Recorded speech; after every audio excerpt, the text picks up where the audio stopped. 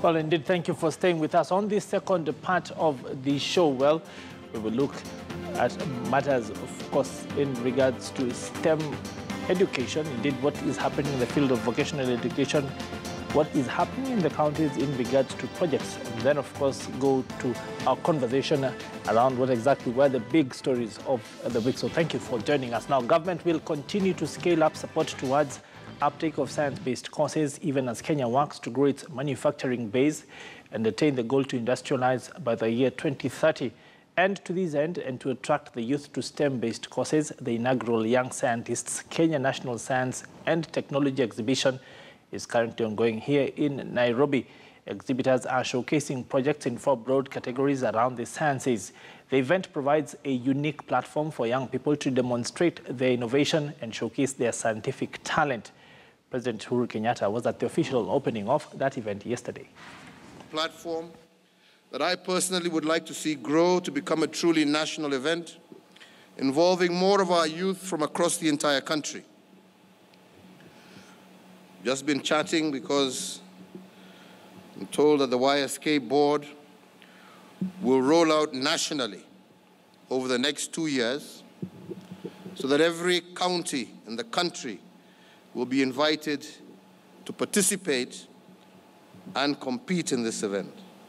But I've just been asking Kevin, why do we have to wait for 2 years? Why can't we do it next year?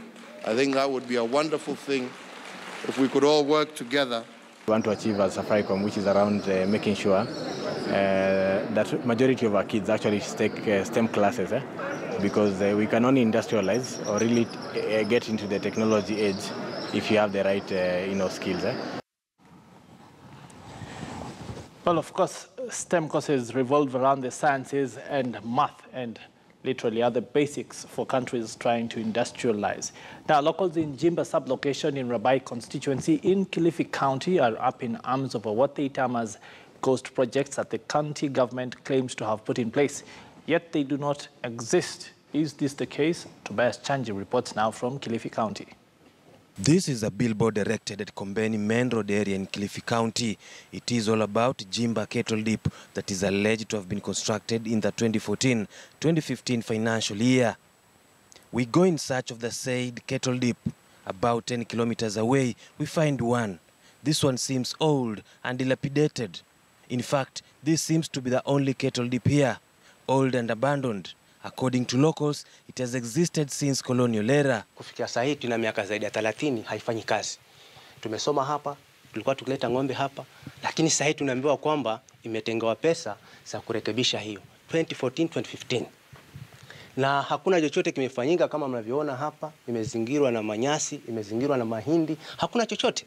Hii ukarabati ulifanyika hapa ni wafugaji ndio waliungana kupata mabati kutengeneza, wapate support kutoka serikali. Serikali haikutia mkono wake hapa hata shilingi. Na huku Jimba shida ya hii dipu ndio kwa kitambo sana, hata mimi nikiolewa huku nilikuja nikaikuta tayari ni dipu hivi. Lakini sasa kuambiwa nipeleke ng'ombe nilete huku sijaona. They say that their area has not benefited in another way, citing incomplete development projects like dispensaries. Kitiko makubwa sana kwa county government of Kilifi kujipiga kifua na kujigamba kwamba kuna miradi mbalimbali ambayo ametekeleza ndani ya jimba hii, ili hali hakuna miradi hata mmoja. Tulilia sana dispensary, tukalia na dispensary mpaka mwisho tukatoa billboard kwamba billboard tumejengewa kwa 18 million Jimba dispensary. On its part, the county government through CEC for Agriculture, Luciana Sanzua, said that her administration had indeed done some renovation on the kettle dip. Shida ambayo nimejua ipo na dip lack of water. Lack of water, maji huwa yanafaa kuingizwa, alafu after some time yanabadilishwa. Hata kama iko katika maeneo ambayo hakuna source of water, no community is not willing. For many here, they feel that corruption may be what is causing the lack of focus to deliver projects to completion, a fact not lost on Kilifi Governor Amason during his inauguration. I will not condone corruption in whatever rank in the county government of Kilifi. Tobias Chanji, KTN News, Kilifi County.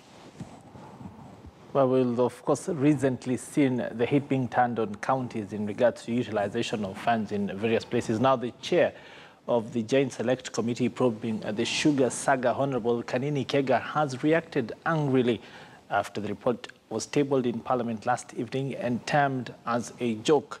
This is his reaction to that. Let's listen in.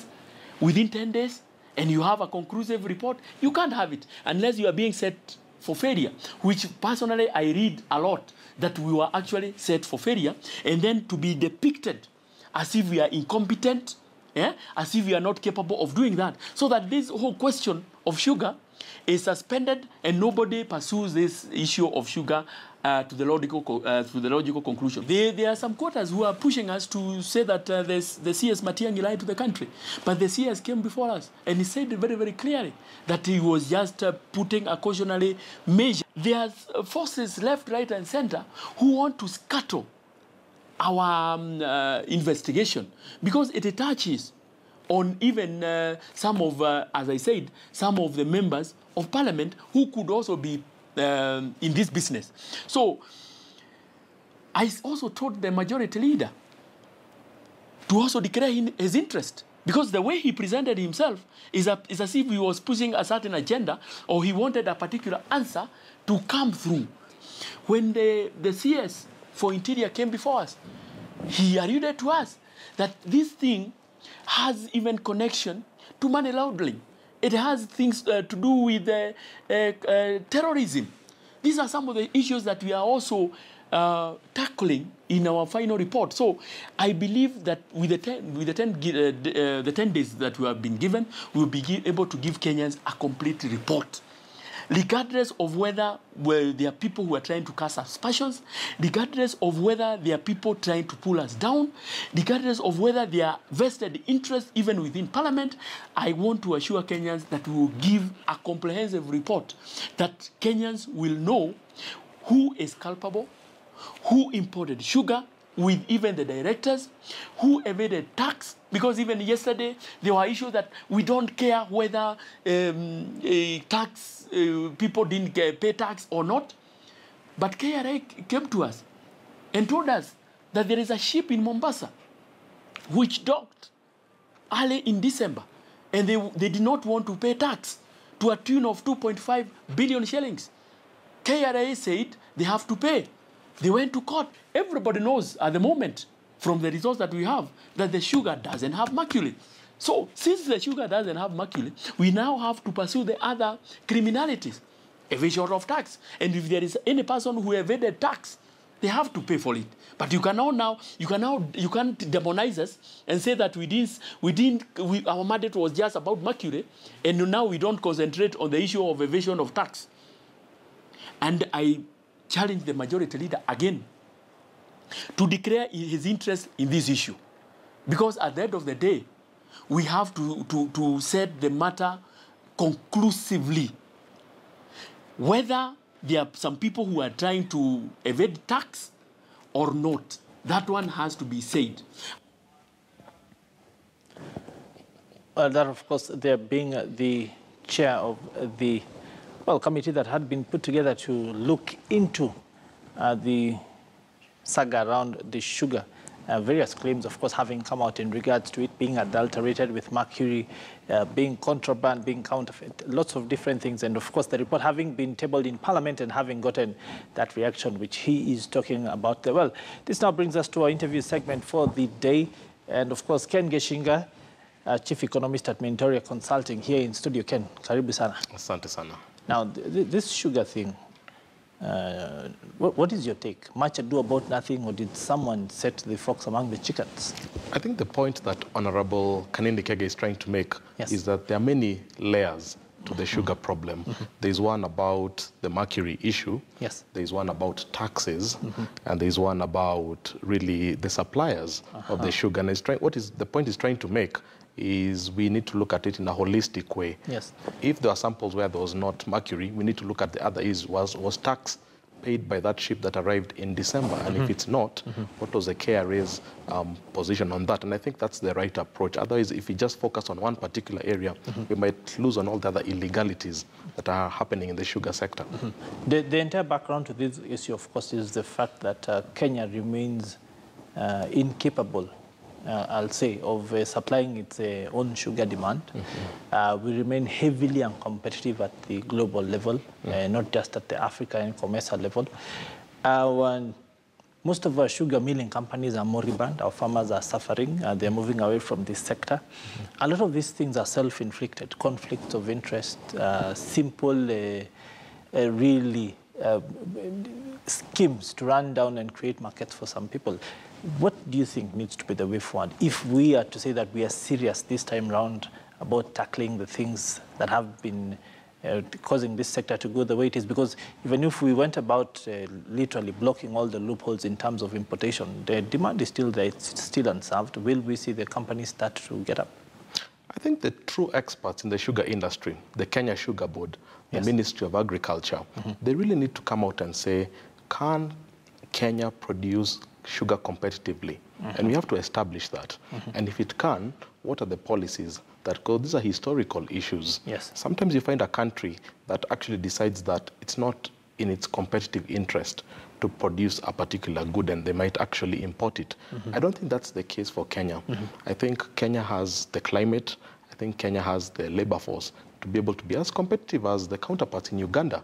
The big Ugandan-owned sugar farms in Uganda, they're very competitive. So I think the policymakers need to come out very clean and they need to work with the entrepreneurs, obviously as corruption is being killed. I think that's what will really boost the sector. The other big stories of the week, in essence, apart from sugar, have been the issues of spending in the counties. The fact that we have seen senior people, officials, hauled before court and charged in regards to the utilization of public funds. Do you think we're serious this time around? This is a topic, really, I think we've addressed times without number. Right from 2013, when the first governors came in. I think innovation and technology is a sure bet to killing mismanagement of funds. I think IFMIS has been one of the biggest loopholes in how these funds are being mismanaged. Moving forward, how do we fight this thing? How do we correct this thing? I think we need a two-pronged attack. First, to fix the actual systems, and second of all, to strengthen the prosecutorial powers of those people who are investigating the cases. I think that two-pronged approach is the only way that we can move forward as a country. Let's talk about the fact that even with this happening, we seem to be about 3 years behind the curve in terms of looking at the audit functions in the various counties. The fact that a lot of the time we are doing these things way after the horse has bolted. Right, just looking at the story about the Kilifi Ghost Project. I mean, you're talking of a project that was commissioned in the year 2014-2015. That's almost 3 years right now. It should not be that difficult to see whether a cattle dip was done. It's a very visual experience that should not have a debate. So the fact that if it was done and there's no water, why was it done there then? Precisely. So the fact that you're talking about this 4 years later on, I think there's a big gap in the system that actually the Auditor General at the county level needs to really look at. Let's take a quick turn and look at a story that is indeed a big deal and one that has been driving conversation this week, where Treasury Principal Secretary Kamau Thuge has dismissed reports by the Central Bank of Kenya, Governor Patrick Njoroge, who allegedly said that Kenya has less headroom to borrow and is running out of space. Thuge told the National Assembly's Public Accounts Committee that Kenya's debt burden is within internationally accepted limits and that there is no cause for concern. The government debt stands at about 4.6 trillion shillings. The Bretton Woods institutions have cautioned the government to stop its appetite for foreign debt. Take a look at what he had to say. I've not overborrowed. For example, for this the financial year that just ended, we had submitted to Parliament in the revised budget a borrowing of 268 billion of domestic borrowing. The data we have received from the central bank shows borrowing of 263 billion. Now, the central bank has a different way of defining net domestic borrowing. It's an internal definition. We have another way of defining net domestic borrowing, and I'll explain. Our definition is what is recognized internationally in the GFS manuals. The GFS is the Government Finance Statistics manual that is produced by the Bretton Woods institutions. Now, in our case, what does net domestic borrowing means? For us, when we go to borrow, we want to fund the budget. Now, there are two ways you can fund the budget. You can have your own deposits, and if you don't have deposits, you can issue securities. If you look at all the other debt ratios of all the African countries, yeah, we have our debt over the last 5 years, I think, has grown by 28%. Yeah, and there's a few countries, small countries, that have maybe up to 4 countries where debt increases have been less than ours. You take the case of Ethiopia. Sometimes people quote Ethiopia, has been growing by at least 10% over the last 10 years, which is a significant growth. Their debt ratios have increased significantly higher than our debt ratios. So my point is that notwithstanding the increase that you have seen, it is actually quite a moderate increase compared to other countries. And so that's why we keep saying that it is sustainable. And well, of course, that address, they're being done within the precinct of Parliament, and well, officials from the Treasury appearing there to give the explanation, indeed to try and counter the allegations by the Governor of the Central Bank of Kenya. Of course, his pronunciation having been the fact that Kenya's debt is indeed overheating in terms of the, well, ratio to the GDP. Ken, an issue of semantics, or do you think there's actually an issue here? I think the two institutions are driven by two entirely different objectives. Yes. Treasury has a function of financing the government agenda. Yes. And this is the Jubilee mandate that was promised last year. So for them, raising revenue is the most important objective. Yes. On the other hand, whether this be debt or self-finance. Correct. Yes. On the other hand, the central bank, if you look at the constitution, the central role of the central bank is to ensure price stability in terms of exchange rate, in terms of inflation, in terms of interest rates. And for them, having a huge debt burden actually disrupts the mandate. So this is actually two institutions that are trying to execute their mandate, and they're coming at loggerheads. How do you reconcile that? I think they need to sit down and really look at the fact that they're working for the same country. Yes, we do need to finance a budget, but yes, also we do need some stability in terms of interest rates. For example, interest rates can only be stable if your debt deficits are manageable. And if you overborrow, interest rates start flying through the roof. So I think there needs to be it's not a matter of who's right or who's wrong, is can they work on the same, can they read from the same script? Yes. Well, one of the things that Treasury might have been looking towards to help them finance the deficit is the export of oil. Right. We've seen recent happenings of that even as we begin to close the show. The fact that locals in Turkana barricaded the transportation of some of that oil out of Nakululas towards Mombasa. And again, the issue of, well, fast security and share of revenue with locals. Literally, the impact of this oil export on locals in a positive way starts to loom large again. And yesterday it was alleged that the impact assessment, the environmental impact assessment had not been done, that report has only just started being prepared now in terms of moving the oil from that place to Mombasa. Well, do you think that Kenya might have needed to weigh these a bit more, or should we continue to push on with efforts, even in the face of the reduction to 600 barrels of the oil that is being moved rather than what had been thought of earlier? It's a bit surprising because a few months ago, we saw the president and the governor and the local leaders coming together, agreeing that they've agreed to it's going to be 70% to the national government, about 20% to the county, and about 10% or so to the local community. And it seemed like everybody was happy with that arrangement. So to see these new incidents coming in, I think it tells us that not everything was as agreed upon.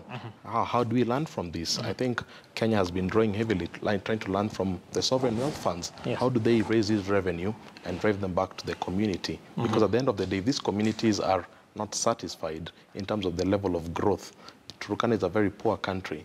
If they don't see some positive economic surplus coming to them, obviously they'll create barriers to it. So I think for me, it's going back to the drawing board, going back to the agreement and saying, is everybody again on board with the agreement that was signed? It's on not even more than 2 months ago. Yes. Yeah. Well, unfortunately, we are indeed out of time, but that conversation, of course, continues and also continues online, where we are still asking our Twitter poll question, and of course we are interactive, so you can still talk to us there. The Twitter poll question we had, of course, set out was asking you whether linking, do you think unlocking new markets for mining companies in Kenya will have an impact in boosting exports? Again, do you think unlocking new markets for mining companies in Kenya will have an impact in boosting exports? Continue to talk to us. Of course, the hashtag is KTN Business. We will, of course, continue to engage and answer your questions and engage you on the online platforms even after the show. But for now, we want to bring it to a close here. Up next in just a few minutes, be your KTN with the news in Swahili.